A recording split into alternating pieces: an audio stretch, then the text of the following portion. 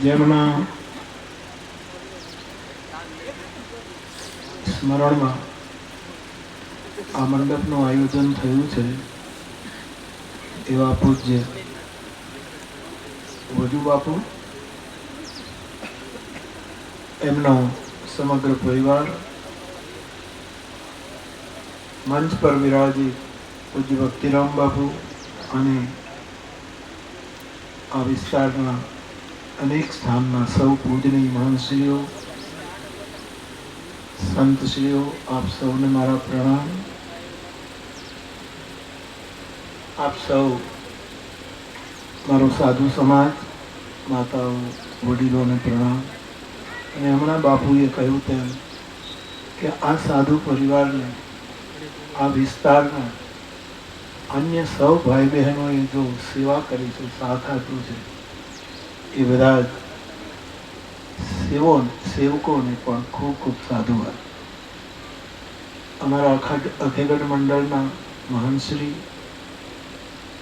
કોટવાલશ્રી અને આપ સૌ રામચરિત માનસમાં 3 અસાધુ છે.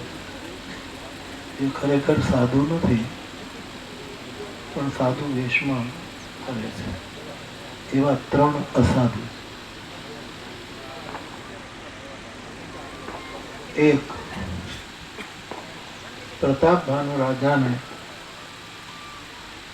સાધુના વેશમાં રહીને મોટી મોટી ભવિષ્યની વાતો કરીને, ચમત્કારો દેખાડીને જેમણે છેતરી એવા કાલકેતુ નામનો રાક્ષસ, એ સાધુ નથી પણ સાધુના વેશમાં છે, એટલે રામાયણના ગાયક તરીકે અમે એને અસાધુ કહીએ.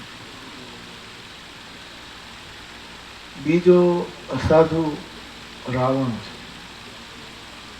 એમાં સીતાનું અપહરણ કરવા માટે યતિનો, સંન્યાસી સાધુનો વેશ લઈને ગયો છે, અને તેથી એ સાધુના વેશમાં હોવા છતાં એ અસાધુ છે.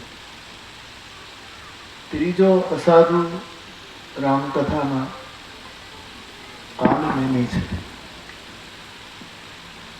જે લક્ષ્મણજીને મૂર્છામાંથી મુક્ત થાય એવી ઔષધિને લઈને હનુમાનજી સમયસર ન આવે એટલા માટે વિઘ્ન નાખવા માટે આશ્રમ બાંધીને એ રસ્તામાં બેઠો છે.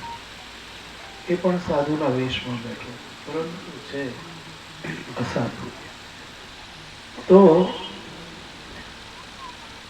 સાધુના વેશમાં હોવા છતાં અંદરથી અસાધુ છે એવા 3 રામાયણના અસાધુ. રામાયણમાં 3 સાધુઓ. એક તો ભગવાન શંકર સાધુ છે, એનો વેશ અમંગળ છે. જટાજૂટ છે, સર્પના આભૂષણ છે, ખોપડીની માળા પહેરે છે, વેશ અસાધુનો, પરંતુ એ સાધુ છે. બ્રહ્માજી એમને સાધુ કહ્યા. ભલે વ્યંગ વચનમાં, પણ કઈ 2 જણાને સાધુ કહ્યા. એક મહારાજ દશરથજીને વ્યંગમાં, અને એક મા કૌશલ્યા, એને કટાક્ષમાં, વ્યંગમાં સાધુ કહ્યા. તો સાધુના વેશમાં છતાંય અસાધુ એવા 3 જણા, અને 3 જણા એકદમ સાધુ, અને 2 ખરાબ વેશમાં હોવા છતાં સાધુ. કિયે કુવેશ સાધુ સનમાનું, જીમી જગ જામવંત હનુમાન.